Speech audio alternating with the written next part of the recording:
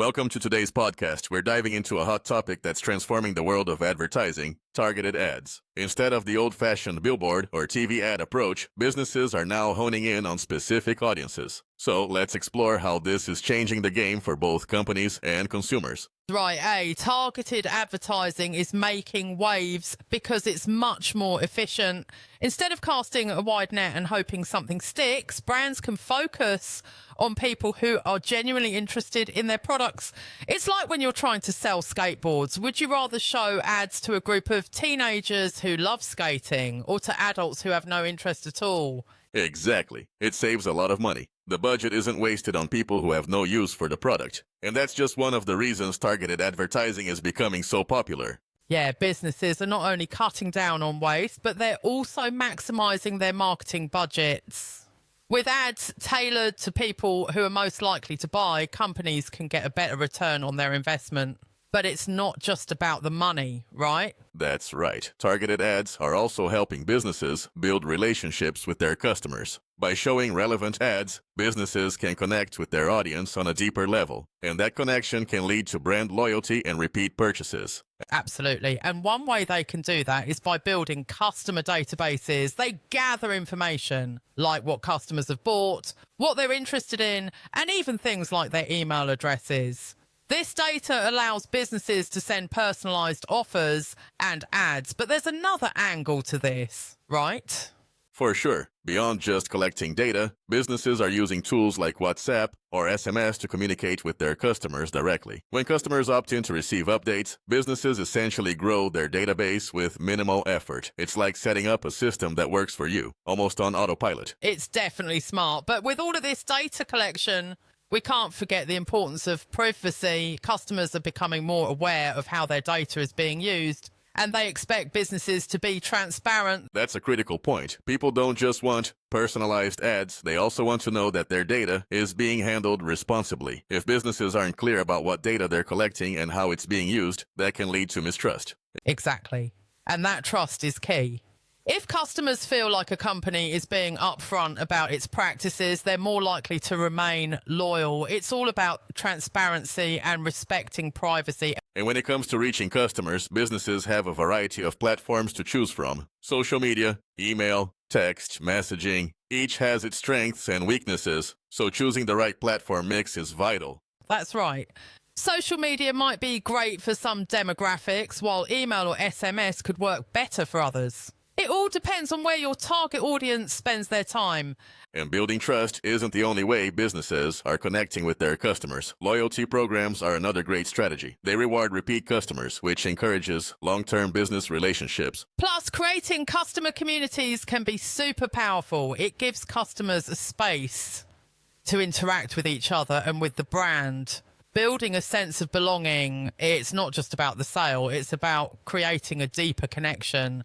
I love that idea. It's like when brands treat their customers as part of a community rather than just as a transaction. That's how you create real brand loyalty. Speaking of the future, targeted advertising is definitely here to stay.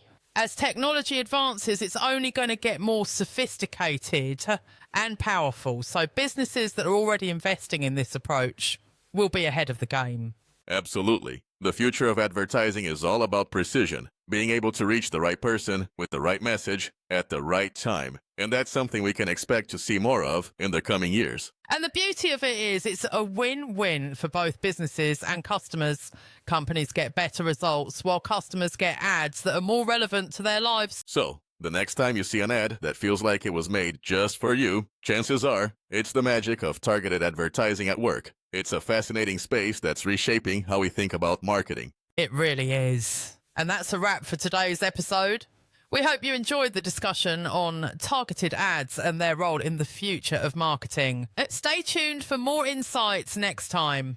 Thanks for listening. And remember, advertising is evolving and it's getting more personalized every day.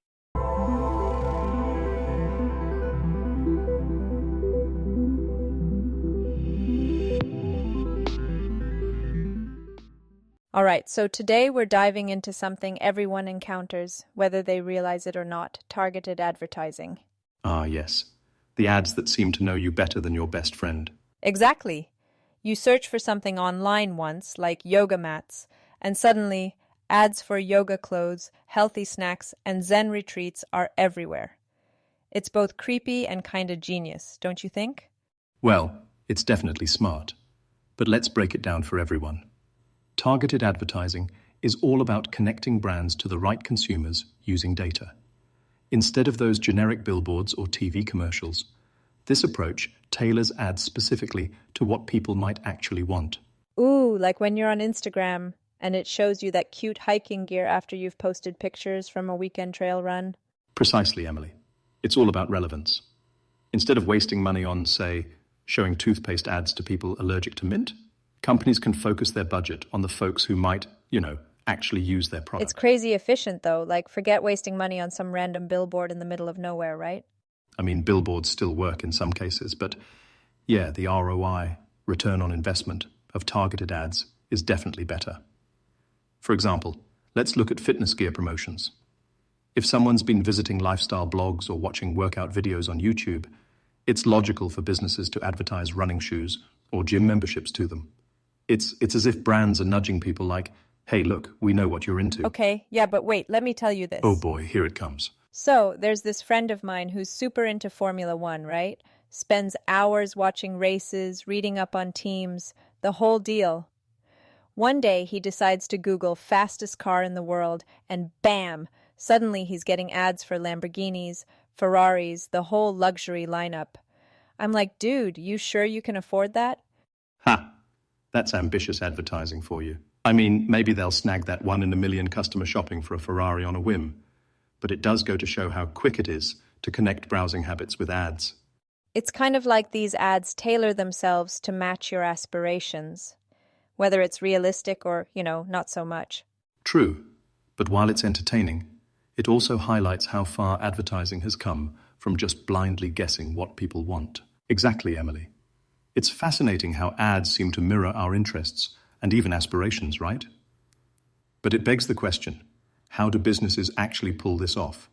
How do they know what we might want before we even know it ourselves? Ah, the magic of data.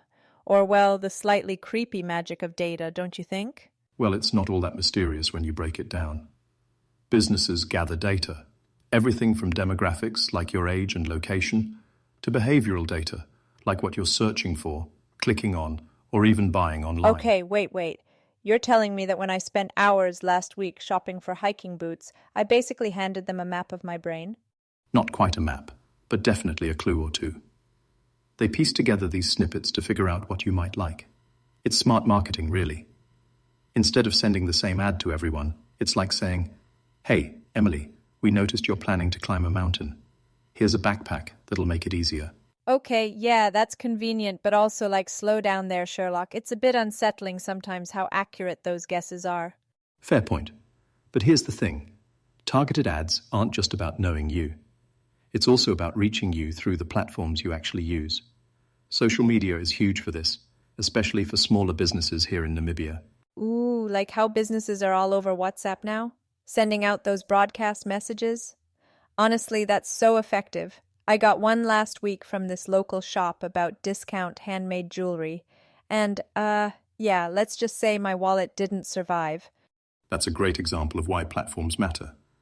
WhatsApp works because so many people here use it daily.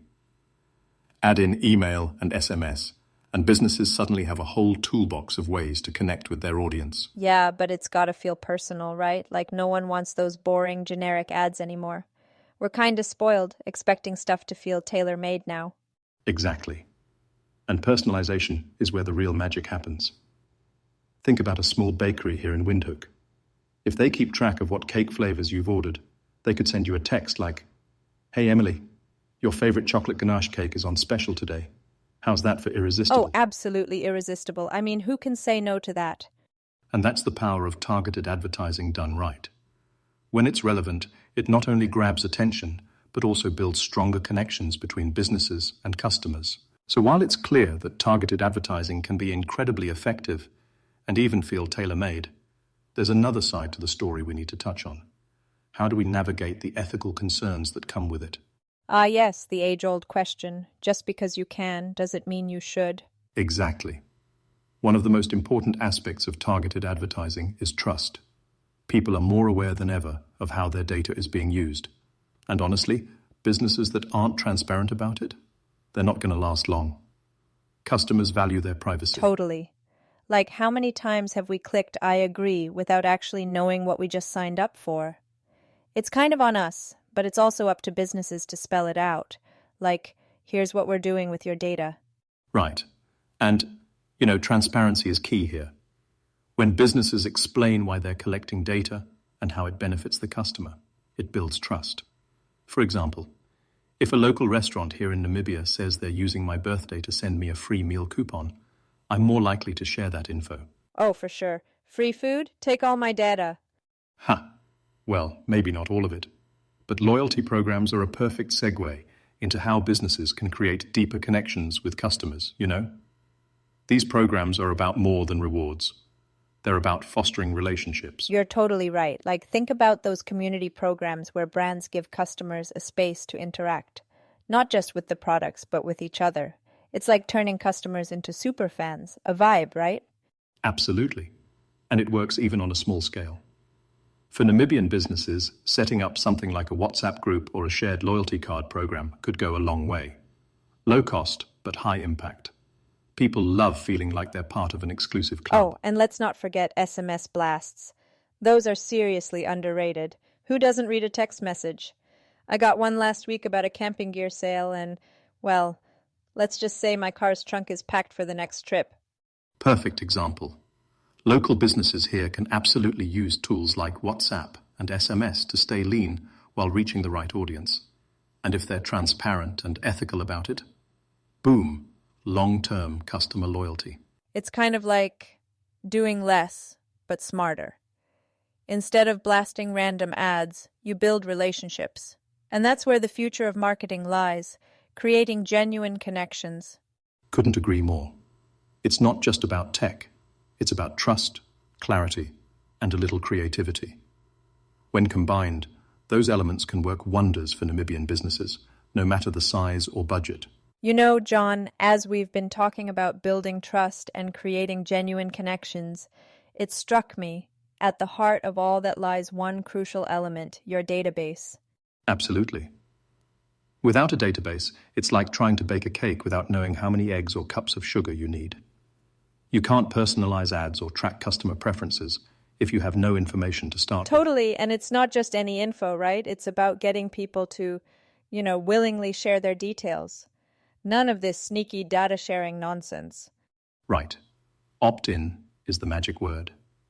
Whether they're signing up for a loyalty program, entering a giveaway, or opting in for discounts, it has to be voluntary. And once they're in, you can start learning what they love, what products they gravitate towards, what deals make them click, buy. Ooh, like that time I signed up for those camping gear sale alerts. Genius move on their part. Now they know I'm a sucker for tents and all things outdoorsy. Exactly. And they start building a profile around that. You're not just another customer. You're Emily, the outdoor enthusiast who might need trekking poles or portable stoves in the future. And that info helps them craft tailored offers just for you. Okay, but it's not just about being sneaky smart, right? It's like businesses can actually get to know their customers better. What's their vibe? What do they actually need? Exactly. It helps expand their understanding of who their audience really is. Take a small coffee shop, for example. If their database shows most customers come in for lattes, they could start offering specials on latte art workshops, or even create bundles like buy 3 lattes, get 1 free. Ooh, I love that. Like turn one-time visitors into regulars. So smart. And it also works for bigger operations, like online stores. They can track browsing histories and figure out personal preferences. Who prefers eco-friendly products? Who clicks on sales sections first? Things like that. But wait, here's the kicker. How do you even get people to sign up in the first place? Like, not everyone's just throwing their email addresses around, right? Good question. It's all about creating value. Give them something in return. Maybe it's free shipping on their first order, access to exclusive content, or even a small discount. Even better, give them choices. Do they want coupon codes, loyalty points, or updates about product launches? Options. People love options. And honestly, it's so much better than those generic sign up for our newsletter banners that no one clicks on. True. And once they're in your database, it's a matter of nurturing that connection. Track their responses, what emails they open, what products they click on, and use that info to refine your campaigns. It's all about learning and improving. Oh, and here's where it gets good. When businesses really start to understand their customers, it's like they're creating, I don't know, these tiny little customer avatars. It's not just about selling, it's about building relationships. Exactly. Think of it as a long-term investment in trust. The more personalized and relevant you can make your interactions, the more likely customers are to stick around, which in turn makes your database even more valuable. You know, John, speaking of understanding your customers and building those connections, have you noticed how every second business these days is harping about their NPS scores? Like, what even is that? The Net Promoter Score, one of the big measures of customer satisfaction. It's a simple question, really. On a scale of 0 to 10, how likely are you to recommend this company to a friend or colleague? That's it? Just, would you recommend us? Pretty much. The responses tell businesses if their customers are promoters, passives, or detractors. But it's not limited to just NPS. Businesses can also go for quick 1 to 5-star ratings, or even open text feedback to dig deeper into what customers think. Okay, but let's get real here. Getting people to actually leave feedback is like pulling teeth. How do you manage that? You're right, it's not always easy. That's where tools like InTouch Namibia come in. They've got systems to simplify the whole process, making it quick and, dare I say, kind of painless for customers to share their opinions. Ooh, I love painless, but specifics? Like, how do they do this magic? Well, for starters, they use multiple channels: SMS, email, even in-app requests. And the feedback systems are designed to be intuitive and accessible, so customers aren't spending 10 minutes trying to figure it out. Plus, the data doesn't just sit there. Their systems analyze it, turning feedback into actionable reports. Wait, so it's like the feedback goes in, and out comes a list of things businesses should tweak or improve. Exactly. And the good part? These systems run 24/7, so even if you're fast asleep, they're working in the background, collecting and processing feedback to keep you ahead of the curve. That is genius. It's like having a feedback ninja that never clocks off. Pretty much. And when businesses stay on top of that feedback, they're not just improving satisfaction, they're building trust and loyalty over time. Speaking of systems that never clock off, Emily, it's all thanks to automation. So, what's your take on it? Essential tool or overrated buzzword? Oh, it's an essential tool, hands down. I mean, who actually enjoys doing repetitive tasks? If a machine can handle the grunt work, why not, right? Exactly. It's like having an extra pair of hands, only these hands don't take days off or make mistakes. Right. And you know, the cost factor is massive. Instead of paying people to manually crunch numbers or sort orders, businesses can invest in automated systems. We're talking about cutting expenses to like 10% of what manual labor would cost. That's wild. And consistency too. Automation doesn't just save money. It ensures tasks are done the same way every single time. No human oversights, no forgotten steps. It's just efficient and precise. Okay, but let's not forget the time savings. I mean, when you're running a business, freeing up time can sometimes be even more valuable than saving money. Absolutely. Time is one of those hidden costs that often gets overlooked. Imagine a small business here in Namibia, a clothing store, for instance, automating inventory, restocking, or even customer invoicing. They could focus more on designing new lines or improving customer experiences instead. Oh, for sure. And with tech getting cheaper, even small businesses can jump on the automation train. It's not just for the big players anymore. Right. And that's key for scalability. If your processes are automated, it's so much easier to grow because you're not stuck in the manual way of operating. It's like automate now and save yourself headaches later. Yeah, plus it's kind of great for accuracy. Like humans get tired, you know? But a system, it's all go, all the time. And let's be honest, fewer errors mean fewer problems down the line. Exactly. And error reduction ties directly into cost effectiveness. Mistakes can be expensive to fix, whether it's double-checking work or correcting an order gone wrong. Totally, it's like you're not just saving on effort, but on all those little ripple effect costs too. So yeah, Automation's pretty much a no-brainer for any business wanting to stay competitive in today's world. Speaking of staying competitive, John, when you combine automation with laser-targeted marketing, that's where it all clicks into genius territory, don't you think? Definitely.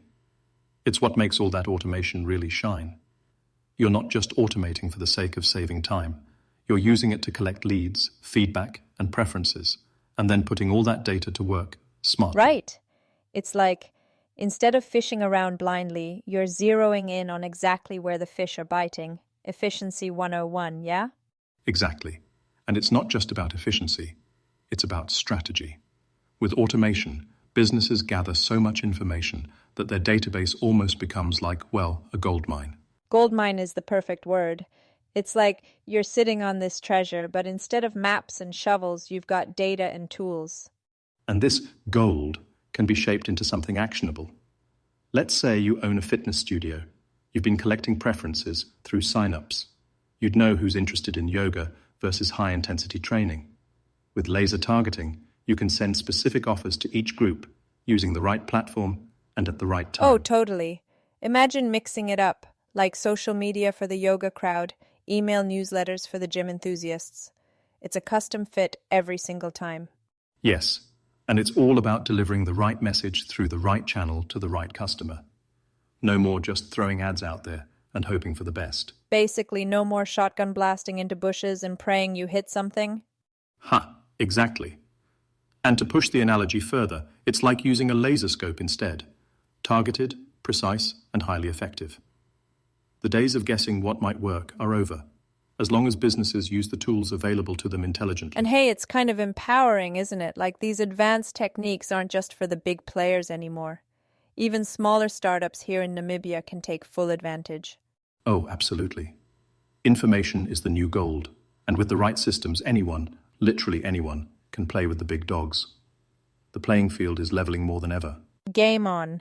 This stuff's really shaking things up in the business world.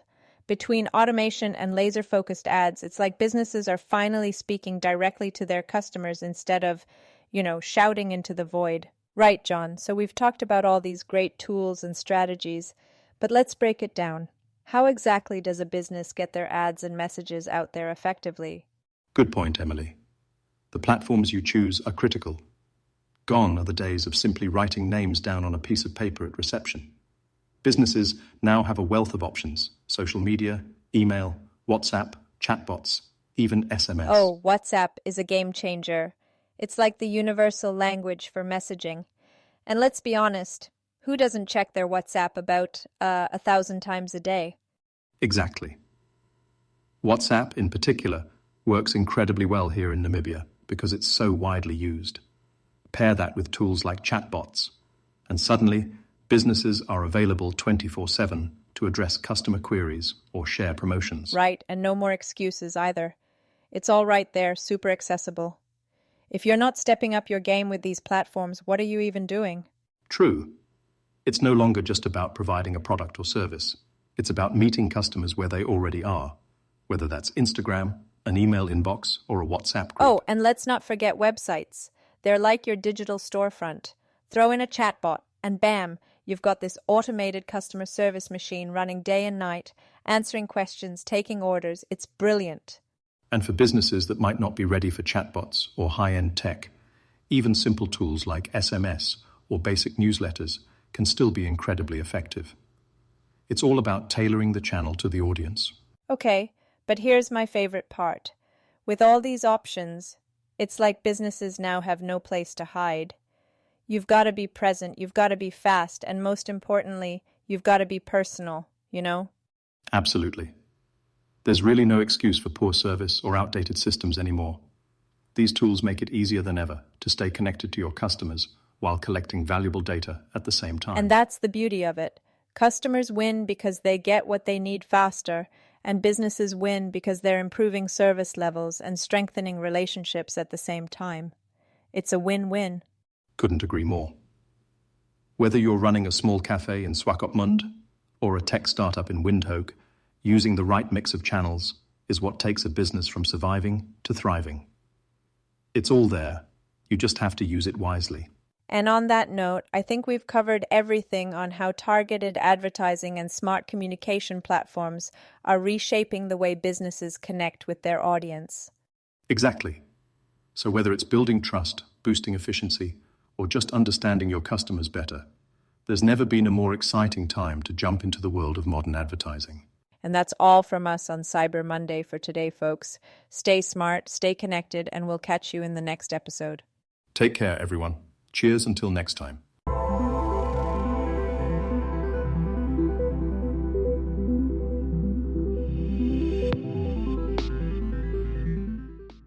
InTouch Namibia offers innovative solutions to save you both time and money. Our AI-integrated WhatsApp chatbots can engage with your customers, generate quotes, and handle order progress follow-ups. Talk to us to get your custom solution at prices that will not break the bank and will even surprise you and your finance manager. Be sure not to be left behind, as this is the current norm for businesses and not reserved only for the big dogs.